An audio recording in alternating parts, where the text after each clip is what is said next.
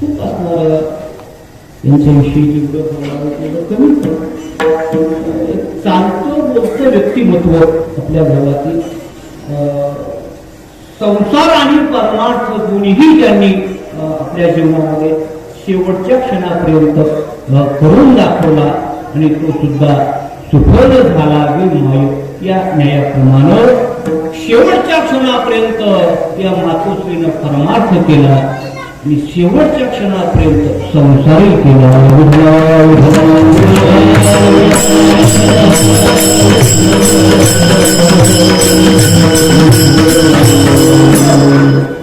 त्यांच्या संसारिक कार्याचं आपल्याला वर्णन करायचं. जीवनामध्ये त्यांनी केलेला परमार्थ, दोन शब्द आपल्याला त्यांच्या या परमार्थिक जीवनाविषयी बोलायचं आहे. म्हणून या अभिज्ञ जीवन म्हणजे खूप पारमार्थिक होतं. आपण सगळं जाणून आमच्याकडे काय आता ते शेजारच असल्यामुळे अगदी तिच्या आई समानच होत्या. मला जन्मल्यापासून आम्हाला त्यांचा सहवास होता, संबंध होता, एक प्रेमाचा असणारा संबंध, खूप असणारं पारमार्थिक त्यांचं जीवन होतं. तेवढं पारमार्थिक जीवन जगामध्ये असतील मातोश्री पारमार्थिक, पण जवळून पाहिलेलं जीवन म्हणजे माझ्या दृष्टीतून तो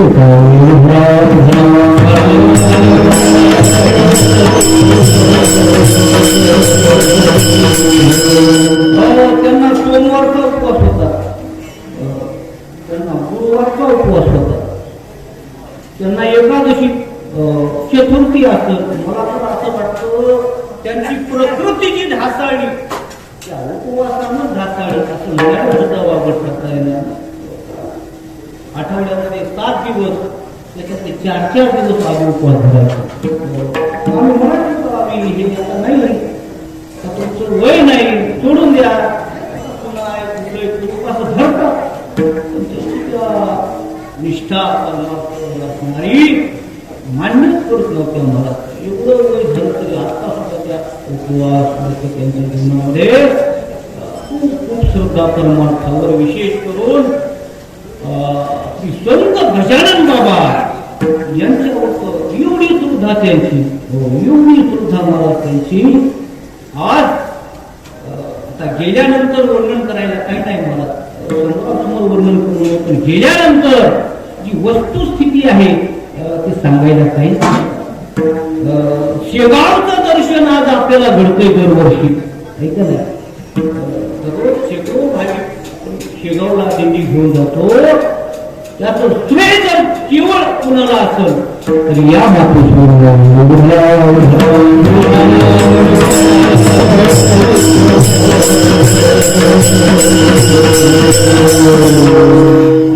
त्यांना वाटत होतं पायी वारी करावी, पायी वारी.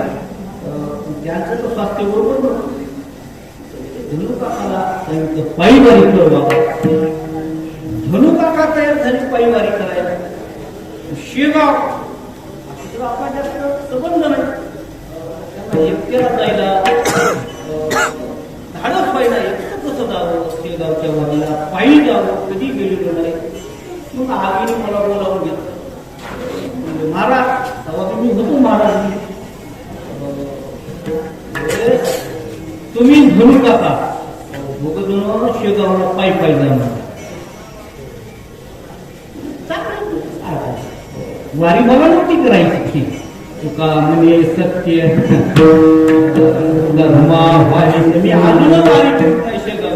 चला तुका म्हणे सत्य धर्मा व्हावे साई, वारी धनु काकाला करायची होती.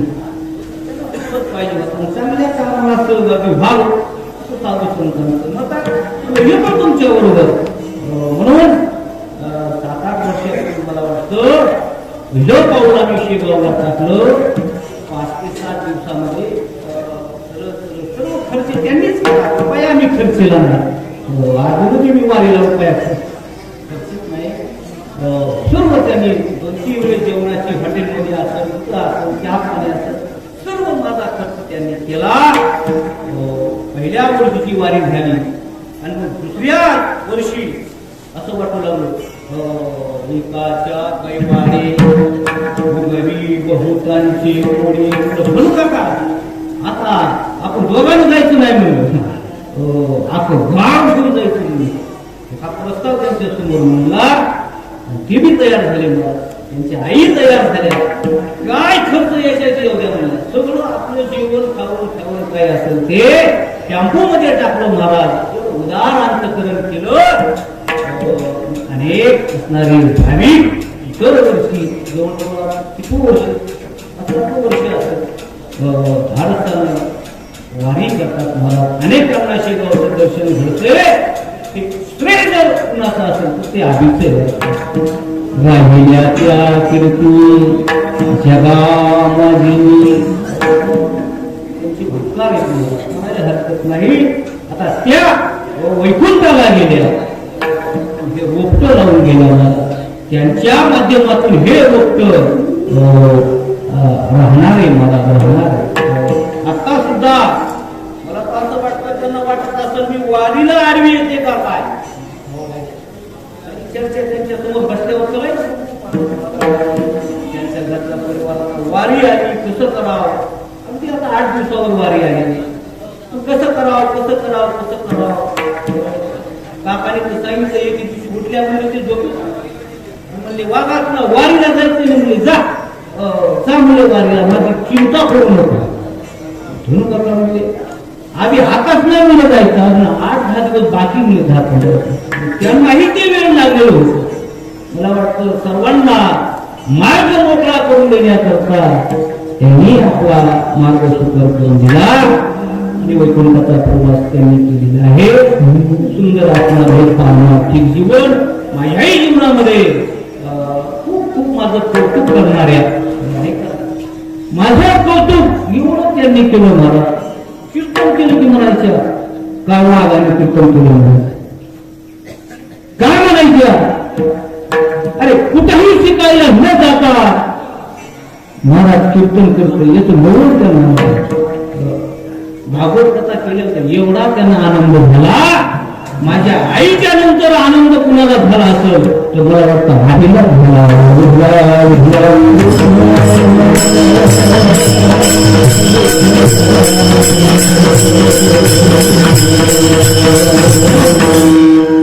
असणार हे जीवन जवळच होतं. मला वेदना अंतःकरणामध्ये असतात. गाव सोडून जाताना 5-6 महिने झाला 2-3 महिने झालं. इथून जात असताना शेवटच्या दिवशी टेम्पोमध्ये पसारा टाकत असताना गेलो घरी. मला कसल्या प्रसंगात जाऊ मी गेलो म्हणलं चालल्या का म्हणून त्यांच्या डोळ्यात पाणी म्हणजे आता तो वियोगच आहे ना. मला इथून जरी त्या दुसऱ्या गल्लीमध्ये राहायला गेल्या तो योगच आहे. खूप आपलं त्यांच्यावर लक्ष असायचं. आमच्या मुलावर लेकरावर आम्ही कुठं शेतात चाललो ते सांगायचो आम्ही चाललो घरावर लक्ष लावा. दारातच बसलेल्या असायच्या. आणि तो असणारा चेहरा एक स्वरूप काळाच्या पडद्यावर जावी ज्याच्या वंशातून. आमच्या सारख्यांना जर थोडासा त्यांचा संग झाला शेजार फक्त प्राप्त झाला एवढं दुःख होते. त्यांच्या परिवारातल्या माणसांना किती वेदना होत असतील. सुद्धा असणारं कामाची जीवन आणि आज आपल्यातून गमावलं. मला असं वाटतं परमार्थ करणारे माणसं आपल्या गावामध्ये असतात का आपल्याच्यानं सेवा घडत नाही. पारमार्थिक पंढरीची वारी करणारी असतील तीर्थयात्रा करणारी असतील दररोज नित्य नियम गावामध्ये आपल्या करणारे असतील. मला वाटतं अशांचं दर्शन व्हावं त्यांचं दर्शन घ्यावं ते आपल्या गावामध्ये असावेत. कारण आपण तेवढी साधना करू शकत नाही त्यांच्याकडून घडते. निदान आपल्या गावासाठी पुण्य त्यांच्या माध्यमातून निर्माण होत असेल अशाच पैकी असणार हे व्यक्तिमत्व हवी. आज जाऊन त्यांना 13-14 दिवस झालेले आहेत. एक त्यांचा असणारा गोड जेवणाचा कार्यक्रम निमित्तानं एक चिंतन करावं म्हणून काकांनी एके दिवशी फोन केला. काय चिंतन करावं? एका माऊलीचा अंत झाला. माऊली काय असते याच विषयी आपल्याला भगवान परमात्मा कशी बुद्धी देईल तसं बोलण्याचा प्रयत्न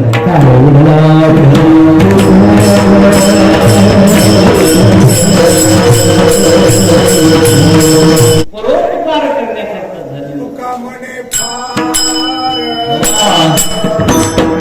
झाले.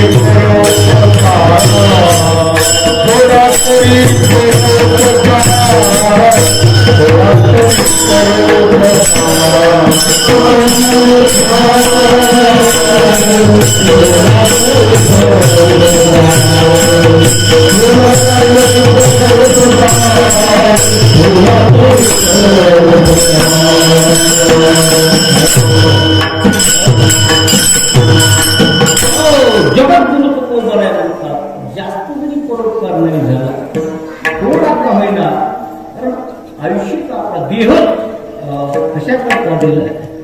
हात का मानव देह अल्लाने तुझ दिया, खाया पिया सुख से सोया, नाहक जमाना खोया. खाया पिया सुख से सोया, नाहक जमाना खोया. भजन नारायण भजन नारायण. केवळ परोपकाराकरता दिलेला आहे.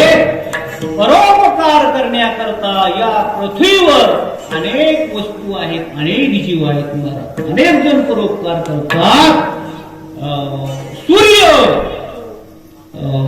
किंवा गाय, मेघ, झाड एक परोपकार करतात. महाराज गाय परोपकार करते. गाय आपल्याला दूध देते, शेण देते, गोमूत्र देते, नवे नवे मेल्यावर चांबडी सुद्धा देते. महाराज किती परोपकार आहे. पण संतांच्या परोपकारामध्ये आणि आईच्या परोपकारामध्ये फरक काय आहे आणि बाकीच्या परोपकारामध्ये फरक काय आहे अगदी थोडक्यामध्ये आपल्याला सांगायचं आहे. गाय परोपकार करते, तिच्यामध्ये कमतरता म्हणजे निरंतर उपकार करत नाही. तुमच्याकडे जायचंय आपल्याला. गाय उपकार करते निरंतर करत नाही, निरंतर करत नाही. गाय आपल्याला दूध देते, किती देते? वर्षाकाठी 4 महिने, 5 महिने, 6 महिने काय देत असत. पुन्हा गाय काय होते? आटते. आटल्यानंतर गाय दूध देऊ शकत नाही, तिच्यात कमतरता आहे. तिने जर 12 महिने दूध दिलं असतं तर तुकाराम महाराजांनी गात्यात आगमलेला असता. काय सांगू आता? गायीचे उपकार मज निरंतर दूध देती हे असतं महाराज. पण गाय निरंतर उपकार करू शकत नाही, निरंतर दूध देऊ शकत नाही, कमतरता आहे गायीच्या ठिकाणी. चला, झाड झाड आपल्यावर उपकार करतं. झाड किती उपकार करतो मला आपण सतत चिंता नाही. जो खंडावया घाव घाली कालावणी जयाने केली, तो दोघा एकची सावली बक्षू दे जैसा. किती उपकार आहे झाडा. तोडणाऱ्यालाही सावली देतो, लावणाऱ्यालाही सावली देतो. झाड आपल्याला फळ देतं. इथं झाडाचा सुद्धा निरंतर उपकार नाही. मला झाड फळ देतं, पण वर्षाच्या काठी 4च महिने फळ देत आहे. आंबा त्या उन्हाळ्यामध्ये सीझन मध्ये त्याच्या 2-3 महिने फळ देतं. एरवी 12 महिने आंबा आपल्याला फळ देऊ शकत नाही. कोणतंही झाड आपल्याला 12 महिने फळ देऊ शकत नाही. निरंतर उपकार झाडाचे सुद्धा नाही. तुम्हाला उपकार करतात निरंतर. मेघ असल, पाऊस ऐका नाही, पाऊस पडतो मला 4च महिने पडतो. आमदारी 4च महिने पडला असेल, जास्त नसेल पडला. ऐका नाही, त्याचे 4 महिने बाबू जास्त पडला. 4च महिने पडला असं मला वाटते. अनुमान काढलं नाही पण भरपूर पडला. पण 4च महिने पडला आहे का नाही. आता जर पावसाला म्हणलं पडल का नाही पडू शकत. म्हणजे निरंतर उपकार मेघ सुद्धा करू शकत नाही. गंगा ती वाहते महाराज. गंगा वाहत वाहत वाहत अवघ्या झाल्या उर्मी. गंगा वाहत वाहत समुद्राला जाते पण उपकार करत जाते महाराज. तुझी पाप ताप पोखी तुतीचे पादप समुद्रा जाया गंगेचे जसे. गंगा समुद्राला जाऊन मिळते. पण उन्हाळा जर आला एखादा वर्ष पाऊस नाही पडला हटते महाराज. हटते किंवा ते निरंतर उपकार करण्यामध्ये तू सुद्धा कमी पडते. अनेक काय महाराज संत माणूस सुद्धा उपकार करतो पण तो सुद्धा निरंतर करू शकत नाही. आज आपण उपकार करतो आणि उपकार करतो म्हणून असे चलायले महाराज. मोठमोठे सप्ताह होतात. लाखो रुपयाचं अन्नदान मोठमोठ्या सप्ताहानं होतं. आपल्याही गावामध्ये नाही म्हणलं तर 50-50 हजारापर्यंत अन्नदान होतं. ते उपकारच आहे पण निरंतर नाही महाराज. एक वर्षी पंगत केली की दुसऱ्या वर्षी माणसं म्हणतात दादा महाराज काही करा या वर्षी काही मान झाला नाही. म्हणजे निरंतर उपकार आपल्याकडून घडू शकत नाही. आपण कुठंतरी कमी पडतो. संतांच्या बाबतीमध्ये बोलायचं झालं जगद्गुरु तुकोबराय म्हणतात की संत आपल्यावर निरंतर उपकार करतात. मज निरंतर जागवी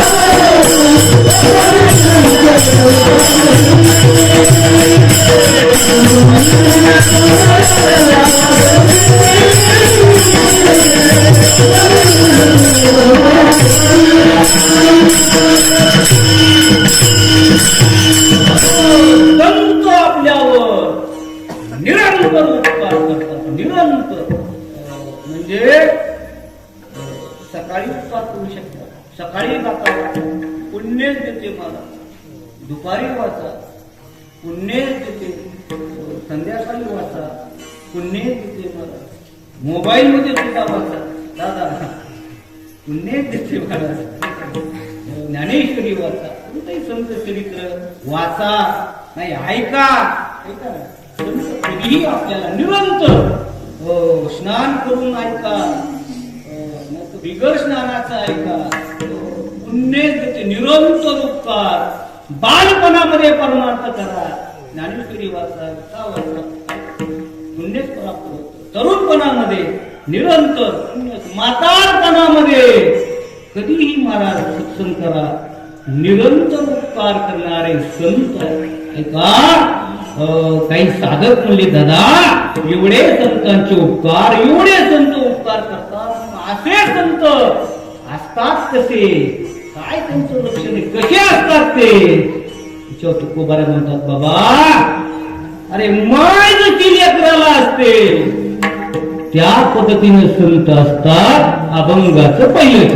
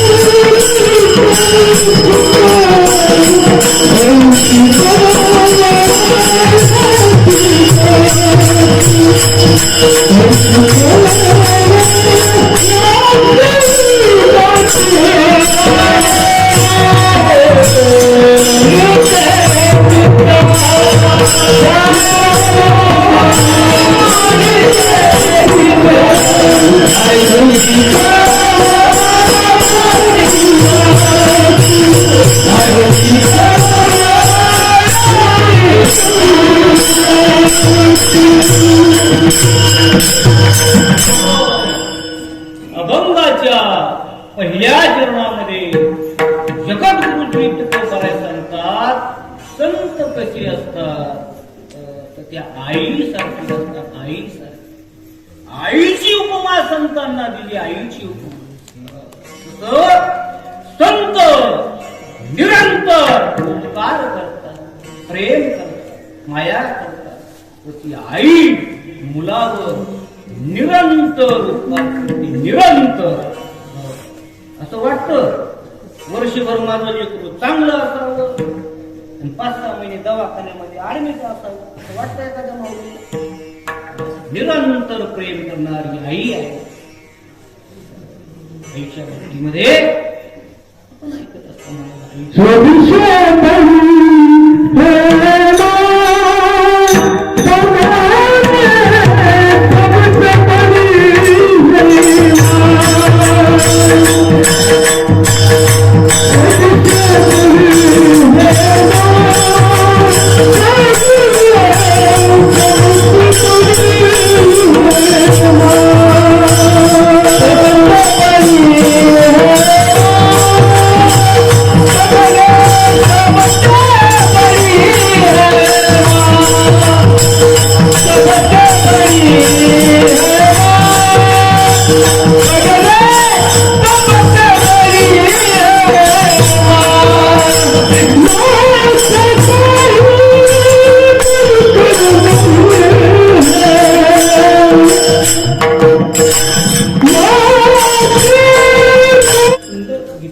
कार्यामध्ये सांगितले, आईपेक्षा कुणीच नाही.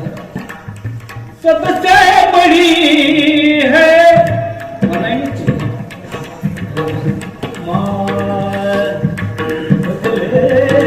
सबसे बड़ी है माँ से बढ़कर कोई नहीं है. माँ देती है वो दुआ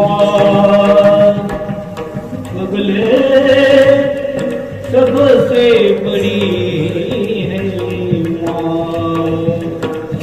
आई देवापेक्षा श्रेष्ठ सांगितले. देवापेक्षा श्रेष्ठ सबसे बडी है माँ. किती श्रेष्ठ आहे आई. एकूण प्रसंग सांगितले म्हणजे आपल्या लक्षात येईल आई किती श्रेष्ठ आहे. आई मुलासाठी काय काय करते.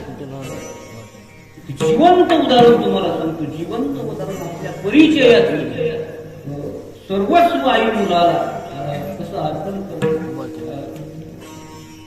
आपल्या मराठवाड्यामध्ये बीड जिल्ह्यामध्ये एक डॉक्टर आहे, डॉक्टर तात्यासाहेब लहाने, बरोबर आहे. आणि महिला हॉस्पिटलला कार्यरत होते. मुलाखत थोडीशी ऐकली. 1 लाख डोळ्याची ऑपरेशन त्यांनी मोफत केली. स्वतःच्या स्वखर्चाने 1 लाख. मुलाखतीमध्ये सांगितलं, मी ज्या वेळेस 6वीला होतो, 6वीला, तर मला दवाखान्यामध्ये माझ्या आईनं नेलं आणि डॉक्टरांनी सांगितलं या मुलाच्या दोन्हीही किडन्या निकामी झाल्या, फेल झाल्या. हा मुलगा जर वाचवायचा असेल याला किडनीची नितांत गरज. त्यावेळेस माझ्या आईनं मला किडनी दिली असं त्यांनी सांगितलं. माझ्या आईनं मला किडनी दिली. मी त्या डॉक्टरांनी घुसवली मला. डॉक्टरांचं असं मत असतं, त्याला माहित नाही, पण किडनी बसवल्यानंतर तो मनुष्य 20 वर्ष जगतो, जास्त नाही. डॉक्टरांचं मत आहे, ते सांगू लागले. पण आज ते सांगतात की मी 40 वर्ष झालं मी जिवंत आहे. हे उपकार कोणाचे असतील तर ते माझ्या आईचे आहे, समाज सेवेचे आहे. म्हणजे आई मुलाकरता काय काय करते मला आपण देऊ एखाद्याला आपली किडनी काढून भले भले आपण ते प्रेमाचे रक्त देऊ महाराज. रक्त याच्या पलीकडे आपण काय देऊ शकतो? रक्त देऊ, पण स्वतःचा जीव सुद्धा देणारी आई आहे महाराज. तुकोबराने सुद्धा खूप सुंदर सुंदर आपण वर्णन केलेलं आहे की मातेची या चित्ती अवघी बाळकाची व्याप्ती देहवी तरे आपुला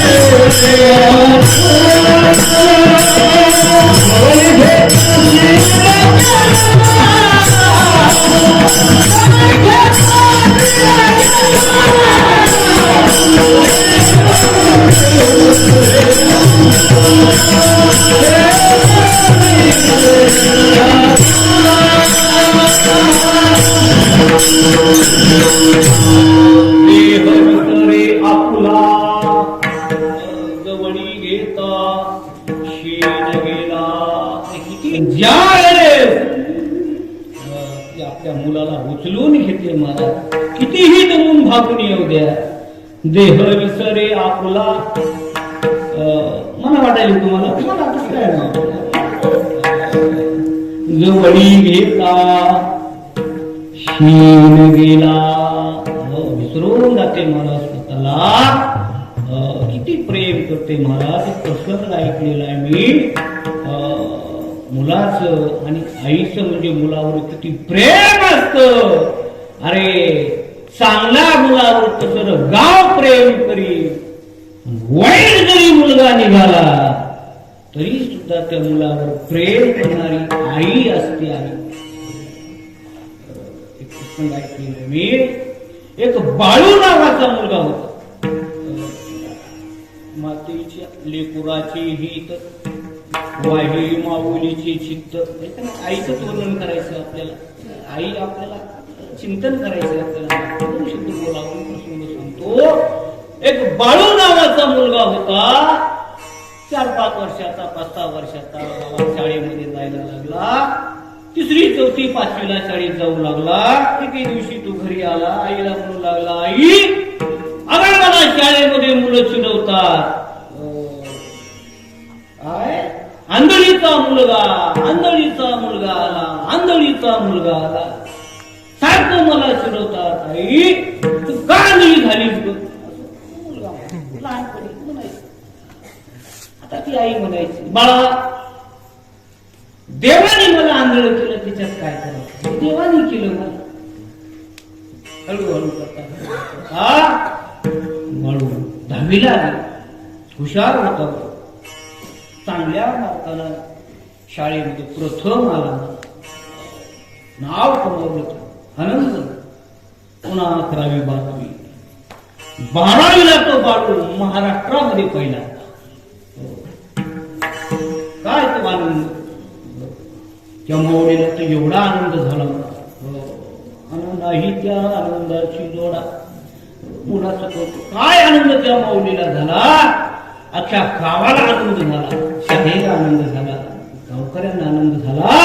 अरे बाळूने आपल्या गावचं नाव कमावलं. बाळू महाराष्ट्रामधून पहिला आला. गावकऱ्यांना वाटलं, सरपंचाला वाटलं बाळूचा सत्कार करावा. हो महाराष्ट्रातून पहिला. त्याचं सत्काराचं आयोजन केलं. हो सांगितलं उद्या आपल्या गावातील बाळू 12वीला प्रथम मला महाराष्ट्रामध्ये आपल्या गावामध्ये सत्कार, सरपंचांनी सत्कार ठेवला. सर्व गावातील मुलं, शाळा, सर्वांनी त्याचं कौतुक करण्याकरता तो ठरवला मला. आईलाही आनंद झाला. आई सुद्धा लगबग करू लागली, आता माझा बाळ्या कधी येतो, कधी येतो. आणि बाळूला बाळूनं सांगितलं आईनं, बाळू अरे तू पहिला आला, सगळ्या गावाला आनंद झाला, तुझा सत्कार गावकऱ्यांनी उद्याच्याला ठेवले. बाळू म्हणला हो आई, आनंद माझा सत्कार ठेवला, पण आई तुला एक सांगतो, सर्व गाव आलं तर येऊ दे, पण तू सत्काराला येऊ नको. काय? तू सत्काराला येऊ नको. आई म्हणली का? हे बघा, हे सगळे गावातले माझे शाळेतले मित्र आहेत आणि मला हिनवत होते, म्हणजे चिडवत होते, आंधळीचा मुलगा, आंधळीचा मुलगा. तिथंच समोर गेल्यानंतर ते तुला पाहून तर मला जास्त म्हणजे अपमान वाटेल की काय असं त्याच्या मनामध्ये आलं. त्या आईला वाटलं एवढा माझ्या मुलाचा सत्कार, माझा मुलगा मला येऊ नको. नाही रे बाळू, तसं नाही. हे बा आई तुला सांगतो, तू जर आली तर मी तुला कधीच बोलणार नाही. सहन केलं आहे. दुसरा दिवस उजाडला, असाच असणार. भव्य मंडळ, सर्व मान्यवर मंडळी त्या ठिकाणी आली. कार्यक्रमाला सुरुवात झाली. एक एक जण त्या बाळूचं कौतुक करू लागलं, बोलू लागले, अरे आपल्या गावचा सामान्य कुटुंबातला, त्यानं महाराष्ट्रामध्ये आपल्या गावाचं नाव कमावलं, झळकावलं, त्याचा सन्मान आपण करतोय. आणि सन्मान त्याचाच होतो ते काहीतरी कर्तृत्व करून दाखवतात. सन्मान कोणाचा होतो? त्याचं कर्तृत्व असतं, त्याचंच नेतृत्व असतं, मला सन्मान असतो. आपण आपल्या गावामध्ये खूप मोठ्या पदावरचे गेलेले आहेत, नावलौकिक केला. आपल्या गावकऱ्यांनी सुद्धा अनेकांचा सत्कार वाजत गाजत केलेला आहे. कौतुक असतं. आमचाही आता हा सत्कारच आहे का नाही? आता धनु काकांनी हार घातला, सत्कार आहे हा गावकऱ्यांनी केलेला, तुम्ही केला, सन्मान केला, कर्तृत्व असतं महाराज, काहीतरी आनंद झालेला असतो. आणि तसं बाळूचा सत्कार सुरू झाला. आई ऐकू लागली घरातून, पण आईला राहावलं नाही. आई ती कळवळ्याची जाती, राहावलं नाही महाराज. चला आपण लांबून का होईना, पण बाळूचा सोहळा तो पाहावा. रात्रीची वेळ, आणि आई अशी अंधारामध्ये येऊन कुठंतरी आडुशाला दडून अंगावर चादर घेऊन कौतुक पाहू लागली. सहज एका कार्यकर्त्याचं लक्ष गेलं, आवाज दिला, अहो काकू एवढ्या लांबून का पाहता, समोर या.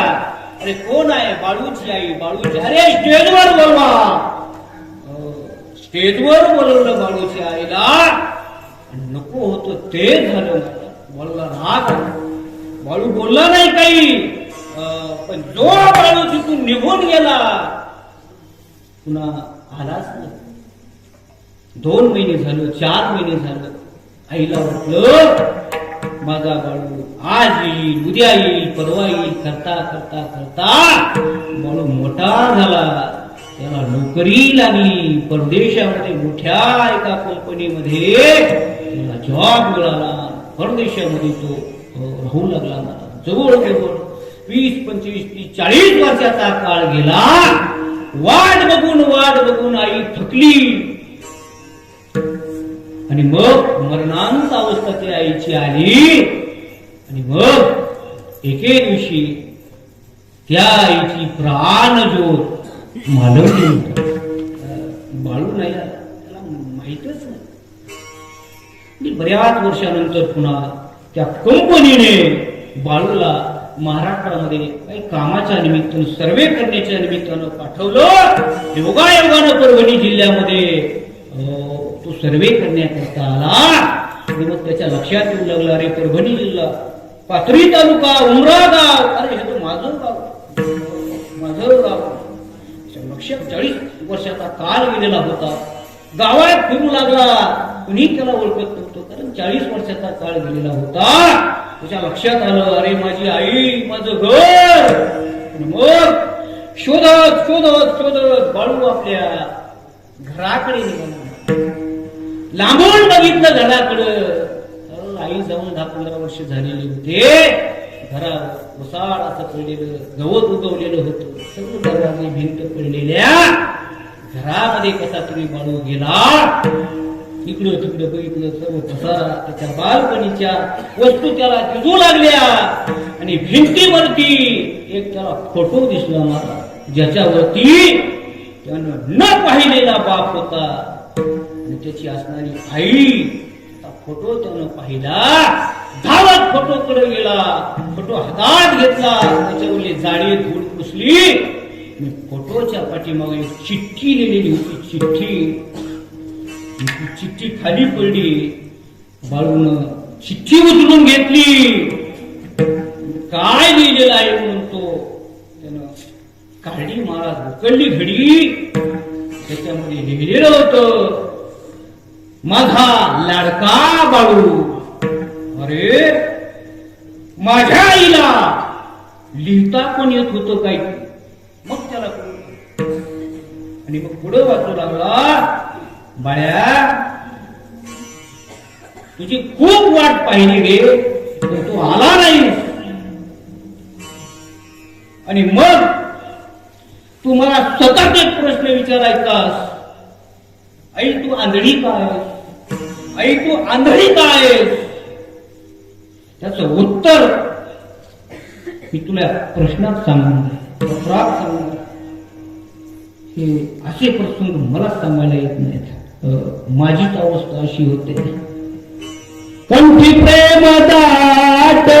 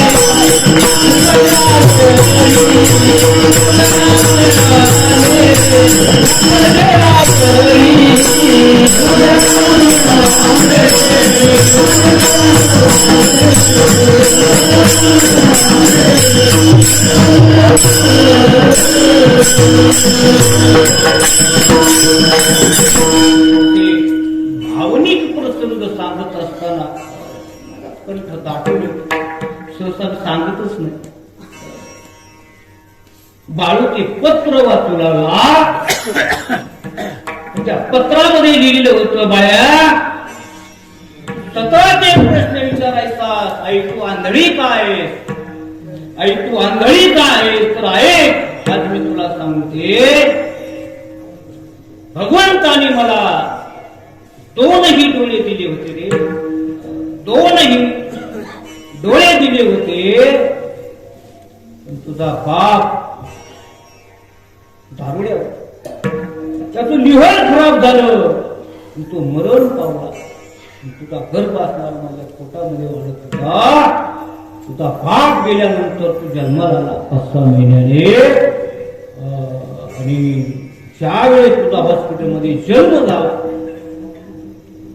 डॉक्टरांनी येऊन सांगितलं, आई बाळ खूप गोंडस जन्माला आला, गुबगुबीत आहे, तंदुरुस्त आहे, सर्व गोष्टी चांगल्या आहेत, पण बाळाला एक डोळा नाही. सर्व बाळ चांगले, पण बाळाला एक डोळा नाही. एकाच डोळ्यानं तुमचा बाळू जग पाहू शकेल. त्या आईनं सांगितलं, डॉक्टर साहेब काही करा, माझ्या बाळूनं 2 डोळ्यांनी जग पाहिलं पाहिजे. आईची इच्छा होती.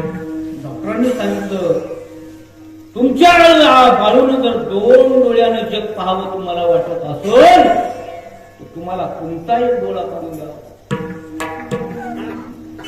आई तयार झाली महाराज काढून द्यायला. सांगितलं माझ्या बाळ्या करता, माझ्या लेकरा करता माझा एक नाही दोनही डोळे काढून घ्या. डॉक्टरांनी तो डोळा काढला ना, काय त्यांच्या प्रक्रियेने बीजारोपण केलं. बाळूला 2 डोळे प्राप्त झाले. मग बाळ्या तेव्हापासून मी आंधळी झाले रे. तेव्हापासून लोक मला डुचकी म्हणतात, आंधळी म्हणतात. बाळू वाचू लागला आणि मग त्याचे अंतःकरण दाटून आलं. अरे ज्या डोळ्यानं मी हे जग पाहतोय तो डोळा माझा नसून माझ्या आईचा. त्या दिवशी त्याला कळालं. मग पश्चाताप करू लागला महाराज. मग पश्चाताप करू लागला. आई म्हणून तो टाऊ करू लागला. एकदा हे निघून गेल्यानंतर महाराज काही चालत नाही महाराज. मग आईचा आठव करू लागला.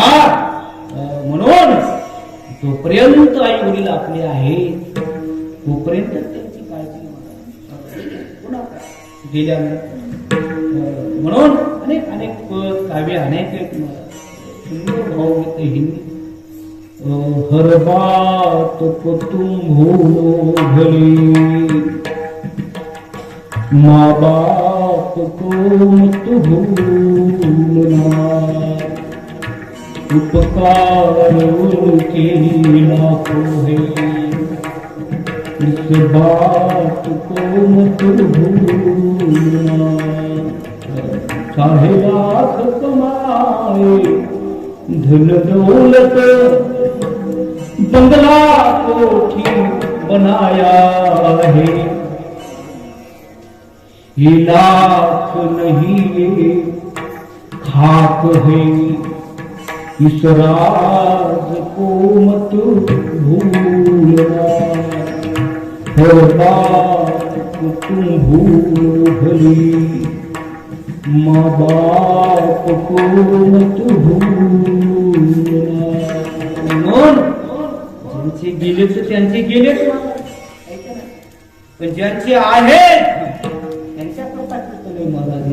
एक पाहत एकाची घरे सब भजा गुनेगार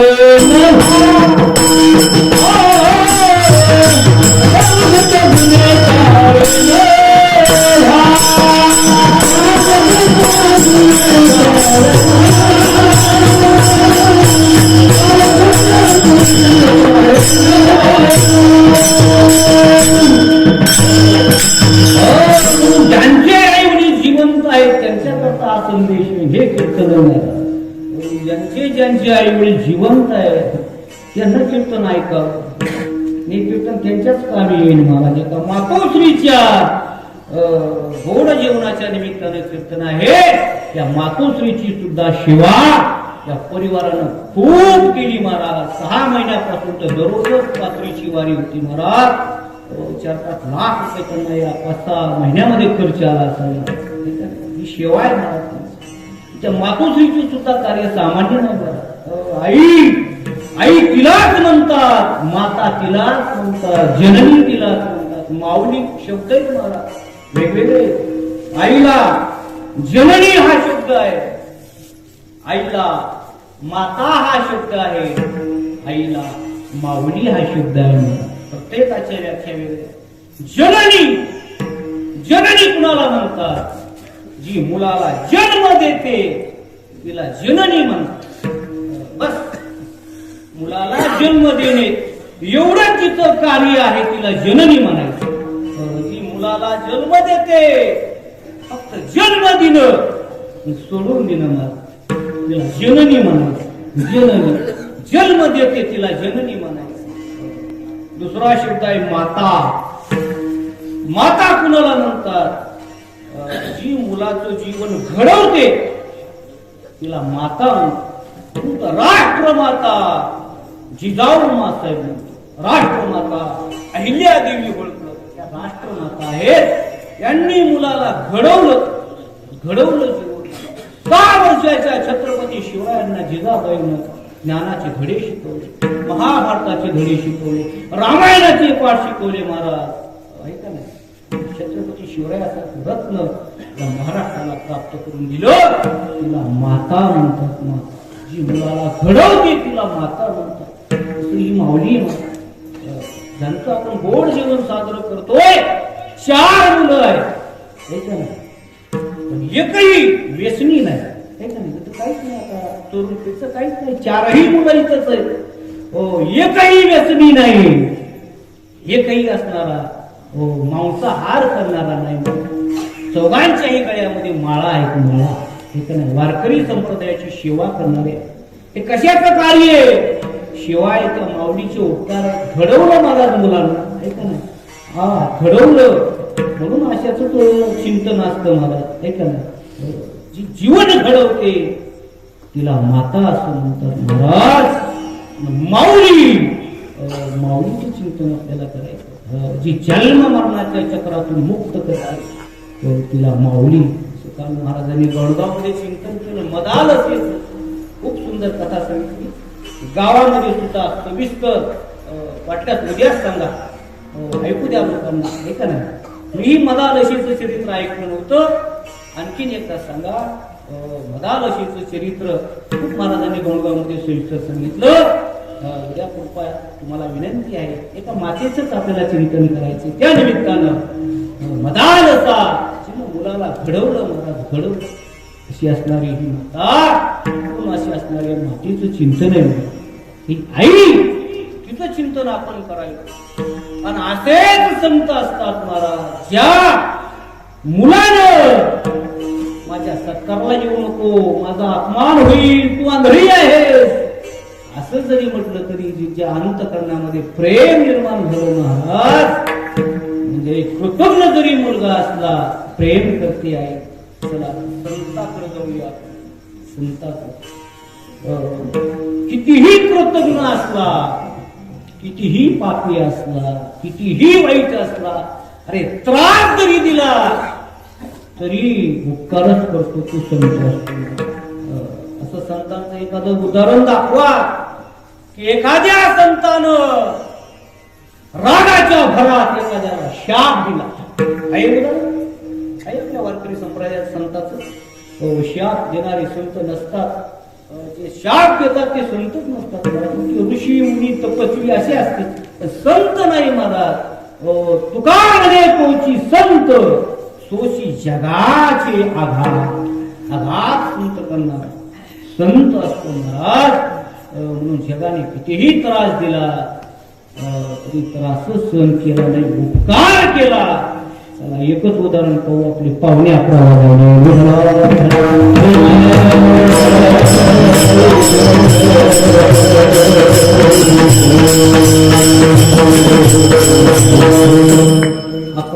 10-50 झाले, 10 मिनिटे 5 मिनिटामध्ये हो. आळंदीमध्ये चला, थोडं आळंदीमध्ये या काळामध्ये ज्ञानोबा राहिला, निवृत्तीनाथ, सोपान काका, मुक्तार वाढीत टाकलं महाराज, वाढीत टाकलं. गावाच्या बाहेर एक पर्णकुटी बांधून सिद्ध बेटावर, ठीक नाही, पण चिंता नाही, तू स्वतंत्र राहू लागले. गावामध्ये भीक मागायला जर आले तर आळंदीची भीक वाढत नव्हती. काहीला दया निर्माण झाली तर गावातील काय धर्म मार्तंड असतील सांगायची, भीक वाढायची नाही. निवृत्तीनाथांना भूक लागली, सहन करायचं. ज्ञानेश्वर महाराजांना भूक लागली, ज्ञानेश्वर महाराजांनी सहन करायचं. सोपान काकाला जर भूक लागली तर सहन करावं. 6 वर्षाची मुक्ताई, तिला जर भूक लागली या ठिकाणा सहन व्हायचं. ऐशी कळवळ्याची पोटात घालवायचं. आणि मग ज्ञानोबरायानं गावातले लोक भीक वाढत नाही तरी सुद्धा नाही लाजानं मुक्ताबाई करता झोळी काखेत अडकायची आणि गावामध्ये जायचं. अहो आमच्या करता वाढू नका हो. लहान असणारी 6 वर्षाची बहीण मुक्ताबाई, तिला भूक लागली हो, थोडस द्यावं, थोडस द्यावं म्हणायचं. मग आळंदी फिरल्यानंतर पुण्यात तरी माय माऊलीला दया यायची, झोळीमध्ये म्हणा भाकरी म्हणा पीठ म्हणा काहीतरी टाकायची, आनंद व्हायचा. दानोबरायला धावतच आपल्या आश्रमाकडे निघायचे. पण आनंद जास्त वेळ टिकायचा नाही. वाटेमध्ये कुठं तरी मोठाल्या खेटराची पाटी, विसोबा पाटील असं म्हणतात, आडवे यायचे आणि धरडावून म्हणायचं, ज्ञाना. इतकं बी कोणीनं बोलत नव्हते मी. त्याच्या पुढची भाषा, काय महाराज, काय म्हणायचं, काय दादा, काय चालवलं झोळीमध्ये? काय नाही दादा, चटकन भाकरी दिली, मुक्ताबाईला भूक लागली, तुला सांगितलं ना गावामध्ये यायचं नाही, झोळी घ्यावी, फाडून टाकावी, काय असेल ते तुडवावं महाराज. किती त्रास दिला महाराज. अरे भाकरीचा तर नाहीच नाही, खापराचा देखील तुकडा मिळू दिला, किती हाल केले महाराज. मग एके दिवशीचा प्रसंग आपण ऐकून आहात. ज्ञानोबाच्या पाठीवर मुक्ताबाई मांडे भाजून लागली, टाइम नाही. आणि विसोबा पाटील सामटीतून पाहू लागला. अरे खापर मिळून दिलं नाही, काही दिलं नाही, वास कसा येतो, काय करायचे म्हणून सामटीतून पाहू लागला. ज्ञानोबाच्या पाठीवर मुक्ताबाई मांड भाजू लागली, जसं गॅसवर महिला चपात्या भाजतात त्या पद्धतीनं. आणि मग त्याचा अहंकार, इगो जागा झाला, नाहीसा झाला. अरे हे कुणी सामान्य नाही, अलौकिक व्यक्तिमत्व कुणीतरी आहे. सर्व स्वयंपाक होईपर्यंत थांबला. चारी भावंड जेव्हा जेवायला बसली महाराज, मग हात जोडून म्हणला, दादा मला थोडस द्यावं, मला थोडस द्या. इतका त्रास दिल्यानंतर आपल्यासारखा जर असता तर बोटानं हल्ला, हे का नाही. पण ते ज्ञानोबा मुक्ता दिलं, खा खा दादा खा. एक मांड दिलं महाराज. त्या मांडाचा प्रताप संत शिरोमणी नामदेव महाराजांचं गुरु होण्याचं भाग्य त्यांना प्राप्त झालं. किती त्रास दिला महाराज. अरे अपकार्यावर सुद्धा उपकार करतो त्याला संत म्हणतात. आणि कितीही वाईट मुलगा असला त्याच्यावर प्रेम करते, तिला आई म्हणतात. तुमचा समन्वय म्हणून लेकराची ही वाहे माऊलीची चित्त, ऐशी कळवळ्याची जाती, करीला भावी नव्हती. भाग नसताना प्रेम करते महाराज, काही मुलातून अपेक्षा नाही. अशी असणारी माता पोटी भाग आहे. आपल्या पोटामध्ये 9 महिने तर भार वागवते महाराज, मरेपर्यंत तो भार सहन करते. याचे सर्व सोयी ऐशी कळवळ्याची जाती, करीला भावी नव्हती. अशी असणारी आई म्हणजे संत, संत म्हणजे आई. म्हणून तुकोबाराय म्हणतात असे आई सारखे असणारे संत. दादा अरे संत असे आई सारखे आहे, कधीच धोका देत नाही. म्हणून डोळे झाकून तुम्ही सर्वस्व त्या संतांना अर्पण करा. अभंगाचं शेवटच्या चरणामध्ये जगद्गुरु तुकोबाराय तुका म्हणे माझे संत असतात महाराज. सर्वस्व त्या संतांवर अर्पण केलं पाहिजे महाराज. सुद्धा संत आपला संभाळ करतात. अशी माता आहे, आई आहे, देव स्वरूप आहे. बोलण्याचा आई म्हणजे हा मंत्र आहे महाराज. मंत्र मुलांना लहानपणी आईला आईच म्हणावं, मंत्र आहे तो. परमात्मानं दारून नाव केलेलं आहे, विठाई विठाई कानाई. आई म्हणजे मंत्र आहे, वेदाचा मंत्र आहे. मला फक्त श्लोक पाठ नाही, मंत्र आहे. म्हणून लहान मुलांना आईच म्हणावं. बदललं कारण म्हणावं, मम्मी आलं मम्मी. म्हणून आई हा खूप शब्द सुंदर आहे महाराज. आई म्हणून या आईच्या गोड जीवनाच्या निमित्तानं माझ्या भावना व्यक्त करण्याची या ठिकाणी मला उपलब्ध सेवा संधी या परिवाराच्या वतीने प्राप्त झाली. त्या मातोश्रीविषयी असणार अंतःकरणामध्ये प्रेम, त्यांनी केलेले उपकार आज मी कथाकार झालो, त्यांच्यामुळे झालो ना. त्यांचा आमचा खूप संबंध होता. त्या म्हणायच्या की तुम्हाला भागवत शिका, मुला ते कसं पण आपल्याला शिका कुणी करायले म्हणायचं. आणि मग त्याची प्रेरणा महाराज. आणि आपल्याला 3 वर्ष भागवत लावायचं. हो, ते आधीच म्हणायचे अक्षर महाराज आपल्याला भागवत लावायचं, भागवत लावायचं, भागवत लावायचं. कधी लावावं? नवरात्रात लावावं का शिवरात्रात लावावं का? कसं ते परिवाराचं विनियोजन, कामाचं, आपण शेतकरी माणसं करता करता त्याचा संकल्प 10-15 वर्षापासून होता महाराज.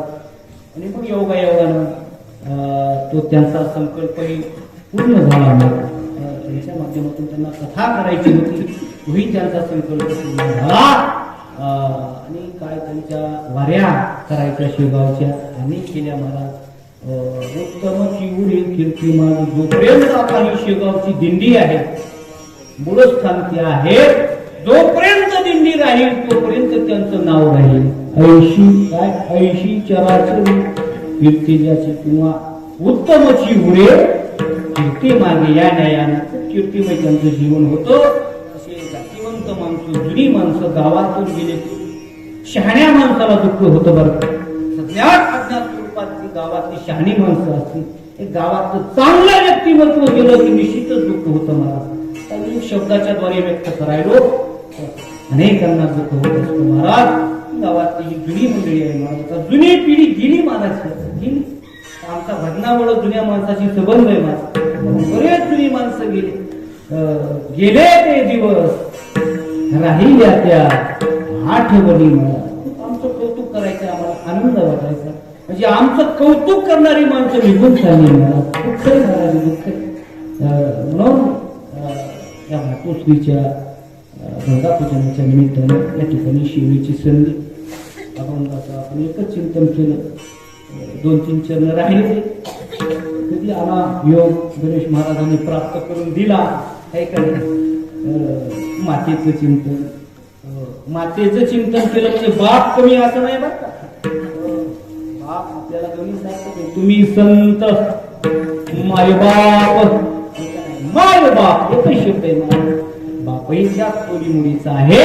आई वडिलांची सेवा ज्यांचे आई वडील आहेत जिवंत त्यांनी करा. तुला सांगायला तुला करतो का महाराज? मागत म्हणले रानात नेऊन फिरेस सांगतो कुठेही कधी असतं आपल्या अंतर्गत प्रेम असतं. आता एक मोठेपणा म्हणून सांगत नाही. आता ठाण्याला कार्यक्रम आहे 2-4 दिवसाला. ते महाराज म्हणले महाराज येताना या वाईफ घेऊन या. वाईफ म्हणलं वाईफ नाही बाप घेऊन येणार मुलं. आता बाप लोक मुंबईला जाताना बायकोला घेऊन जातात, बापाला घेऊन जाणार हा कीर्तनकार. म्हणून मुंबईला बापाला घेऊन जाणार आहे. असे तर काही नाही मुंबई दाखवता आले, पण या माध्यमातून बापावर प्रेम असावं, आईवर प्रेम असावं, तेवढी सेवा करण्याचा प्रयत्न करावा. तेच आपले देव आहेत. म्हणून ही सेवा ठिकाणी आपण केली आहे. बोलता बोलता काही चुकीचं बोललो असं, जास्त बोललो असं आई वडिलांना करा. काही बोललो क्षमागुणे संधी नव्हे अंगभूत व्यक्ती हे हा उपदेश तुमचे बडबडीलो विशेष तुमच्या कृपेचे पोचणे जन्मोजन्मी तुका ज्ञानेश्वर